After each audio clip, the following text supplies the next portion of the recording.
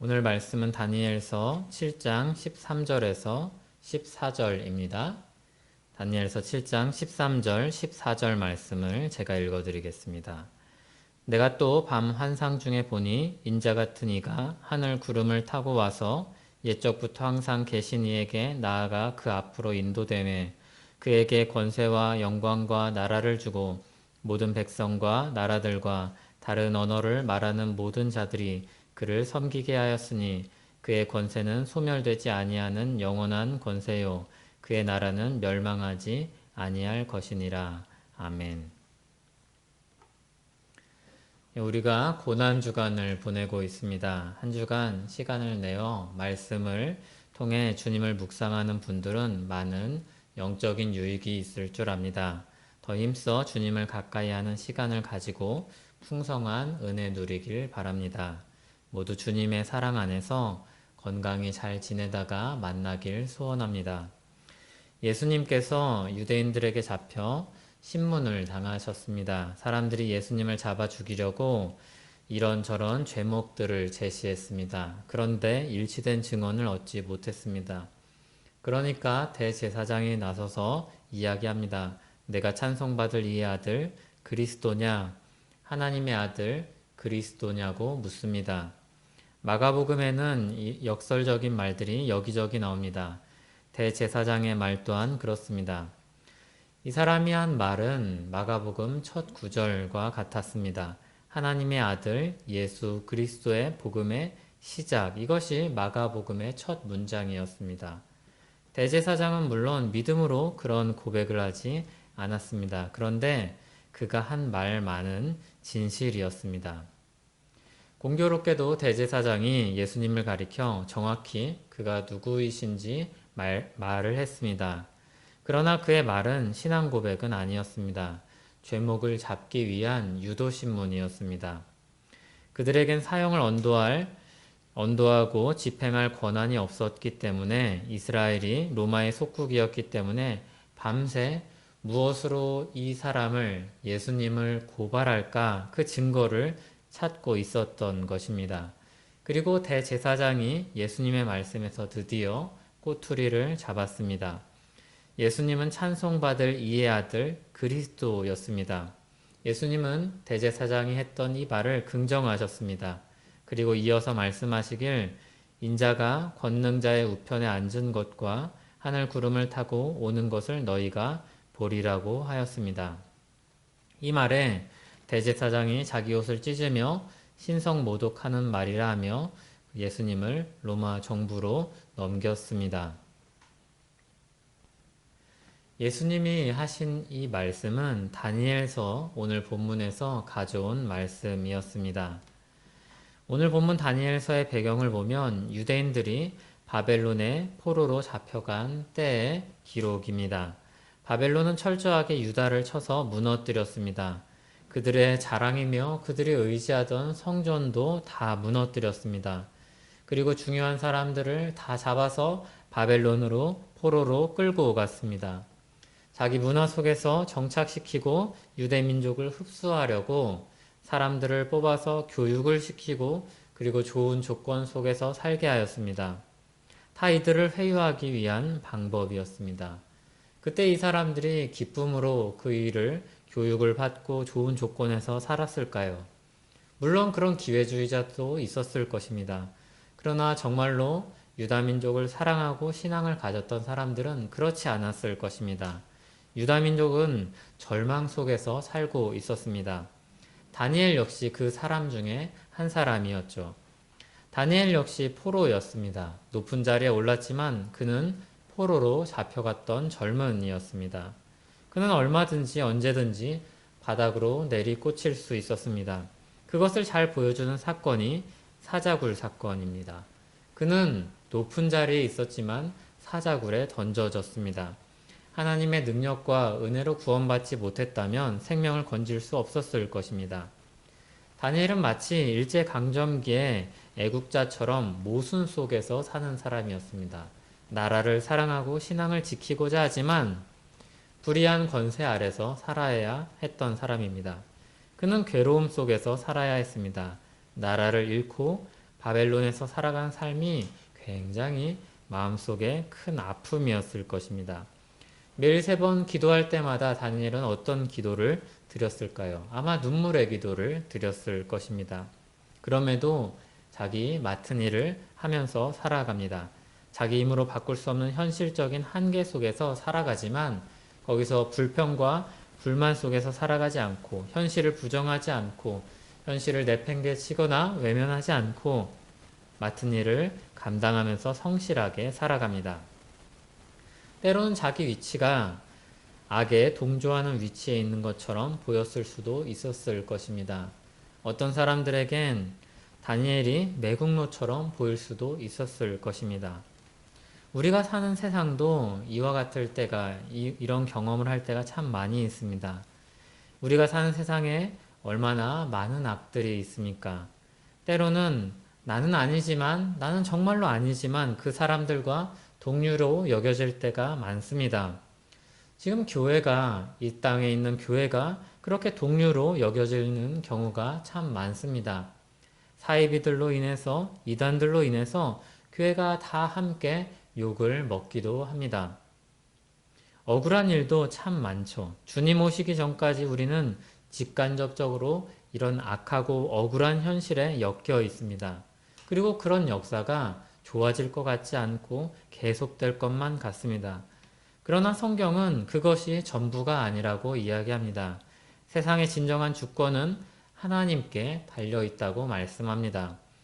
그들이 세상 권세를 가진 사람들이 영원히 권세를 부리려고 해도 결국엔 하나님이 다 정리하실 것이라고 말씀합니다. 그와 같은 내용이 다니엘서 7장입니다. 다니엘은 악한 현실 속에서 살았습니다. 그럼에도 하나님께 많은 은혜를 받았습니다. 구원하신 하나님을 경험하였고 역사를 움직이는 하나님을 보았습니다. 우리가 익숙한 다니엘과 관련된 풀무불 사건이나 사자구를 보고 경험했습니다. 그리고 다니엘은 오늘 말씀에서 환상을 봅니다. 하나님의 통치와 능력의 그 가르치는 말씀을 듣습니다. 다니엘서 7장은 벨사살 왕 때 다니엘이 본 환상입니다. 큰 짐승 4이 바다에서 나옵니다. 모양이 다양합니다.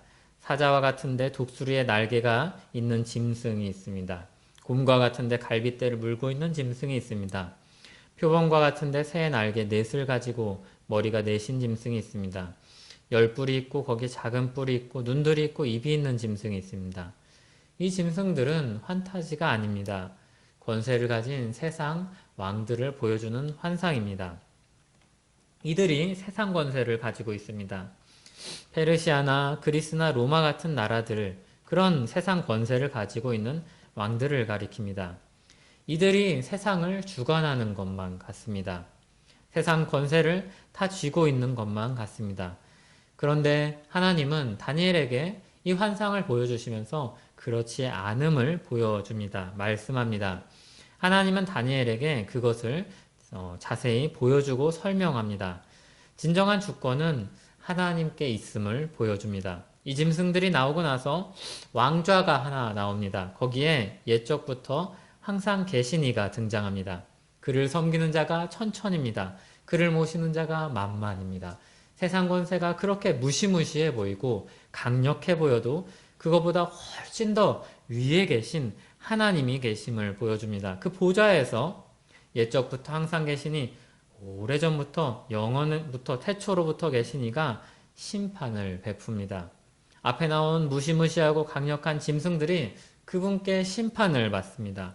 권세를 빼앗깁니다. 그 권세들은 하나님이 허락하신 권세입니다. 그래서 하나님이 정한 만큼만 활동할 수 있었습니다. 하나님은 그들이 가지고 있는 세상 권세 위에 계신 그 권세를 가지고 계신 분이었습니다. 그리고 또 다른 환상을 보는데 그게 오늘 본문 13절, 14절입니다.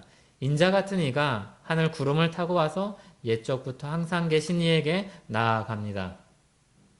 인자 같은 이, 사람의 아들, 그래서 사람처럼 보이는데 구름을 타고 오니 신적인 존재입니다.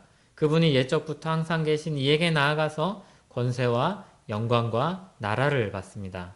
그리고 모든 민족과 모든 백성과 모든 나라가 그를 섬기게 합니다. 그 권세는 영원한 나라요 그의 나라는 멸망하지 않는다고 하였습니다.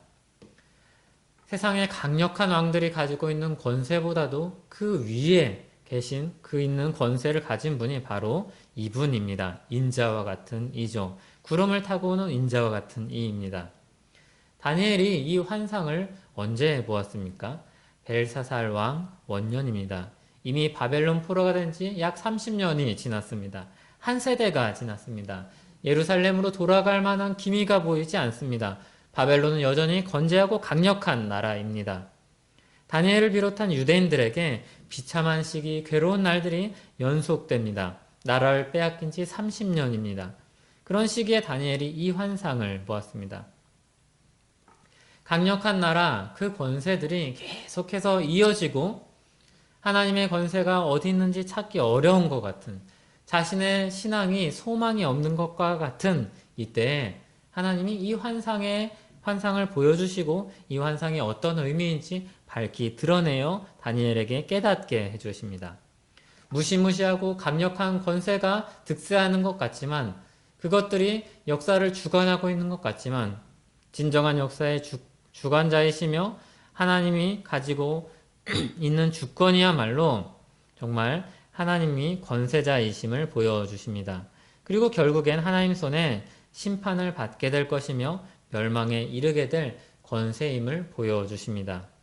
그래서 다니엘은 그렇게 자기의 절망적인 현실 속에서 소망을 보고 정직하게 성실하게 주님의 백성으로서 살아갈 수 있게 된 것이었습니다. 다니엘은 너무나도 갑갑하고 두려운 현실 속에서 살았습니다. 그런 다니엘에게 이런 하나님의 말씀은 큰 힘과 위로가 되었을 것입니다. 다니엘은 이 말씀을 가지고 소망을 가지고 살 수 있었을 것입니다. 그것이 영원한 결말이 아닌 줄 알았기 때문입니다. 자신 눈앞에 있는 현실적인 어려움, 자신의 눈앞에 있는 세상 권세가 전부가 아님을 깨달았기 때문입니다. 다니엘은 느부갓네살 때부터 젊은 시절을 보내며 하나님의 보호하심과 인도하심을 경험했습니다. 그리고 벨사살 왕 때도 그렇고 벨사살 이후 다리오 왕 때에도 사자굴에서 건지는 하나님을 경험했습니다. 하나님이 말씀하신 바를 그대로 이루실 수 있는 분임을 귀로 들었고 그리고 몸으로 체험했습니다. 옛적부터 항상 계신 이가 인자 같은 이를 통해서 이루실 영원한 나라를 바라보고 살았습니다. 그리고 그 나라 백성으로 살았습니다. 예수님은 다니엘이 보고 들었던 이 환상을 통해서 자기 자신을 계시합니다. 그러니까 예수님이 인자와 같은 이며 구름을 타고 오실 이라는 말씀은 신적인 존재이며 영원한 나라를 다스릴 왕이라는 뜻입니다. 그래서 대제사장이 이 하나님의 아들 그리스도냐고 물으면서 예수님의 이 말씀을 들을 때 정말로 놀라고 충격을 받을 수밖에 없었습니다. 다니엘서를 아는 사람에게 예수님의 발언은 굉장히 충격적인 말이었습니다. 인자 같은 이는 하나님이 모든 권세와 영광과 나라를 주고 영원한 하나님 나라를 다스릴 분을 가리키는 말이었기 때문입니다. 예수님이 주장하시고 말씀하신 말은 바로 그와 같은 무게를 가지고 있는 말이었습니다. 사람의 아들처럼 보이지만 동시에 하늘 구름을 타고 오는 신적인 존재였습니다. 대제사장들이 그 말을 듣고 신성모독적인 발언이라고 분노한 이유가 바로 그것이었습니다. 하지만 대제사장에게 믿음이 있었다면, 하나님의 말씀을 바로 볼 수 있는, 깨달을 수 있는 그런 지혜가 있었다면 예수님의 이 말씀은 힘과 위로가 되었어야 합니다. 바벨론 포로 이후 계속해서 타국의 지배를 받아야 했던 울분을 가지고 있었던 유대인들에게 약속된 그분이 오셨다는 이 사실은 굉장히 기쁜 소식이기 때문입니다. 그렇게 자신들이 괴로워하고 바라고 소망했던 일이기 때문입니다. 그런데 믿음 없는 대제사장에게, 그 사람들에게, 그 무리들에게, 모인 무리들에게 예수님의 말씀은 힘과 위로가 아니라 신성모독하는 말이요 예수님을 죽일 증거일 뿐이었습니다. 그러나 마가복음의 말씀을 읽는 신자들에게 이 말씀은 너무나도 큰 힘과 위로를 줍니다. 예수님이 그와 같이 권세 위에 있는, 세상 권세 위에 있는 권세를 가진 하나님이심을 우리에게 계시해 주시기 때문입니다. 우리는 세상 권세 잡은 자들에게 그 사람들을 보면서 굉장히 괴로워합니다. 이 악한 세상이 언제 끝이 날까 괴로워하는 마음으로 기도하며 이 현실 속에서 살아갑니다. 그리고 때로는 우리는 억울한 일을 당하고 그런 악에 휘말리기도 하고 그리고 우리 욕심에 끌려서 하나님 앞에 부끄러운 삶을 살기도 합니다. 마가복음을 읽고 그리고 주님의 이 말씀을 듣는 신자들은 이 말씀 속에서 소망을 발견해야 합니다. 마가복음을 처음 읽는 독자들은 더욱더 큰 힘과 위로를 느꼈을 것입니다. 그 사람들은 네로의 박해를 경험해야 했고 그 이후 사람들은 로마 황제들의 극심한 핍박을 경험해야 했습니다. 세상 권세가 자신들이 가진 신앙을 부정하고 자신들이 믿는 하나님을 부정하는 것만 같은 그런 시대를 살아야 했습니다. 그러나 그런 세상 권세가 전부가 아니라 그 세상 권세 위에 있는 하나님을 오늘 말씀은 우리에게 보여주십니다. 그리고 그 권세를 가지신 예수님이 이 땅에 오셔서 자기 백성을 찾으시고 자기 백성을 위해 자기 목숨을 버리신 분이라고 우리에게 가르쳐주고 있습니다. 세상 역사가 전부가 아니라 세상 권세가 전부가 아니라 예수님이야말로 진정한 주권자이시며 이 모든 역사를 주관하시는 또 심판하실 주이심을 우리에게 보여주고 계신 것입니다. 대제사장들과 유대인들은 골칫거리 하나를 해치웠다고 처리했다고 생각했을 것입니다.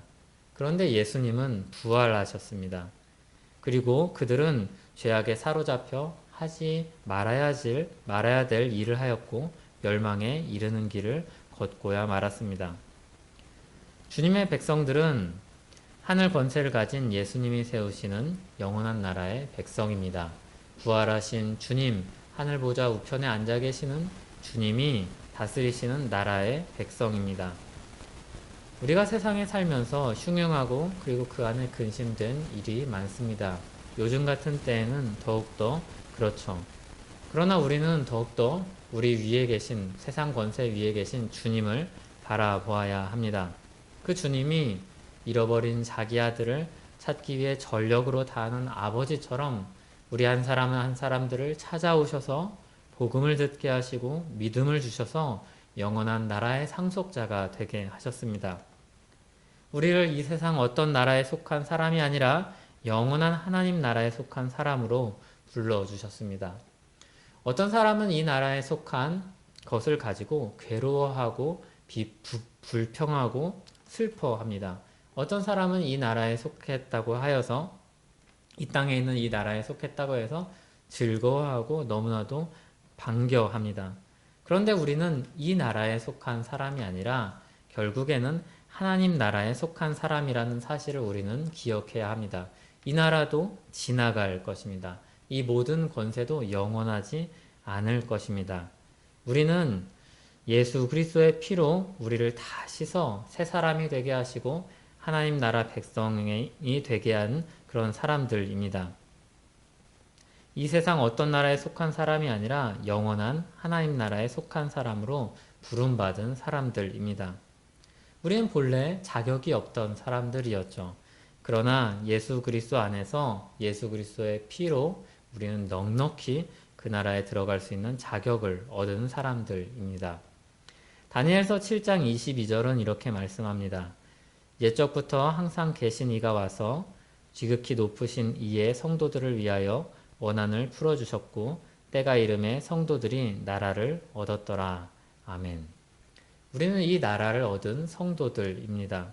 하나님이 우리 처지를 아십니다. 우리가 당하는 고통을 아십니다. 우리 괴로움을 아십니다.